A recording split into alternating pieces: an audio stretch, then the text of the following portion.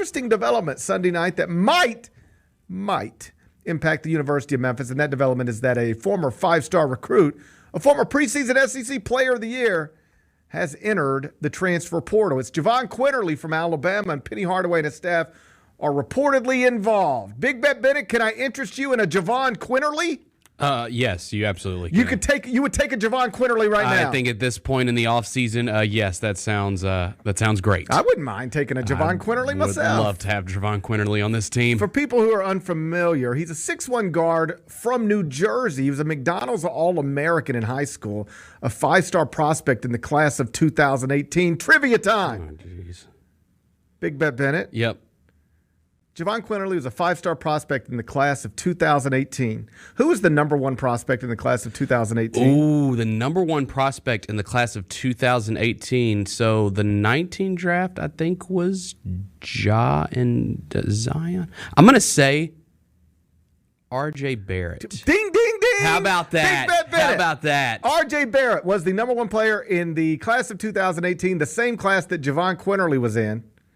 R.J. Barrett will play his fifth season in the NBA next year. That's crazy. Jahvon Quinerly will be in college. He's 24 years old right now. He'll be 25 in November. So Memphis could play next season with in theory, with a 27-year-old DeAndre Williams and a 25-year-old Jahvon Quinerly. Amazing. He started his college career at Villanova. Went there to play for Jay Wright, McDonald's All-American point guard. You would assume that would go well. Just couldn't get on the court. He was terrible. Stuck behind Phil Booth, Colin Gillespie. Started 0 games at Villanova, played in 25, but only averaged 9.1 minutes per contest, which is crazy low for McDonald's All-American. Enrolled somewhere other than Kentucky or Duke. Every once in a while, you'll see like Duke load up with 5 McDonald's All-Americans, and it's like, okay, somebody's got to sit the bench. But that doesn't usually happen at a place other than Duke or Kentucky. To be a McDonald's All-American at Villanova and be buried on the bench your freshman year, not usually the way these things go.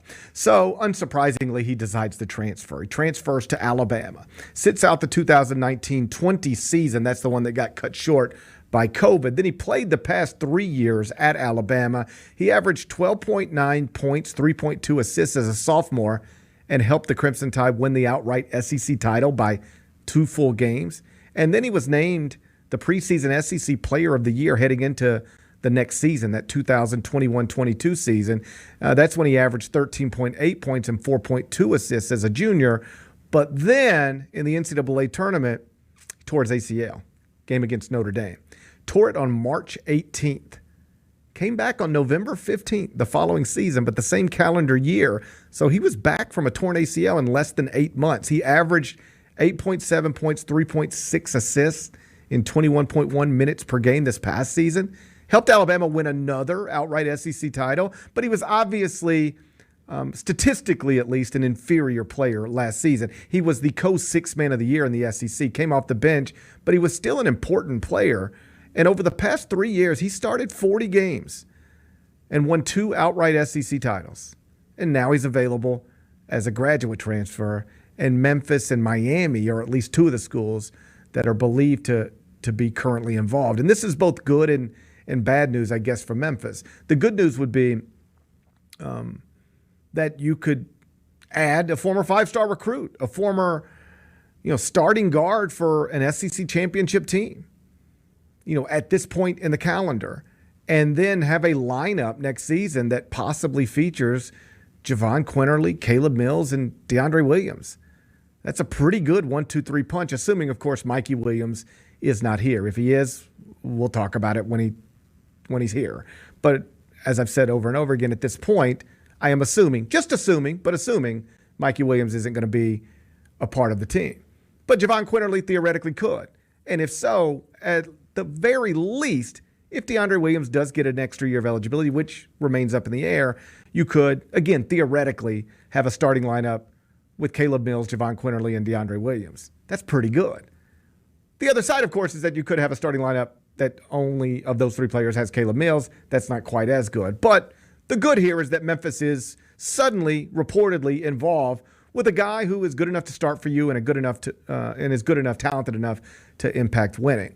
The bad news would be that the competition, at least among the competition, is reportedly Miami. And Miami, in many ways, has become, at least in the sport of men's basketball, the face of name, image, and likeness. There's this guy named John Ruiz. He's a Miami alum. He's a trial attorney who, it's not quite rags to riches, but like, you know, he wasn't born a billionaire. Went to Miami, huge Miami fan, and he has created an incredible amount of wealth. According to Forbes' most recent estimates, he's worth $1.5 billion. And in addition to other companies, he started a company called Life Wallet. And one of the ways he has been flourishing in name, image, and likeness, and Miami has been flourishing in name, image, and likeness, is that he signs players, student athletes, to represent Life Wallet. Basically social media posts and that kind of stuff. And he throws around incredible amounts of money to do it. The Cavender twins, very famous, who are going to WWE now. They transferred to Miami last offseason. Why? In part because John Ruiz paid them a lot of money to do it. Nigel Pack played his freshman season at Kansas State. And after last year, or 2 years ago rather, he transferred to Miami. Why?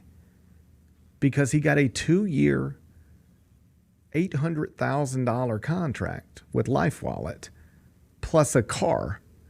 So he got $400,000 a year plus a car to work for Life Wallet, the company owned by John Ruiz. So that's what you're up against. Like if John Ruiz decides he wants Jahvon Quinerly, it will literally cost you hundreds of thousands of dollars to try to prevent him from going to Miami. And it's been well documented in recent months that Memphis has had some struggles on the name, image, and likeness front. As always, we'll see.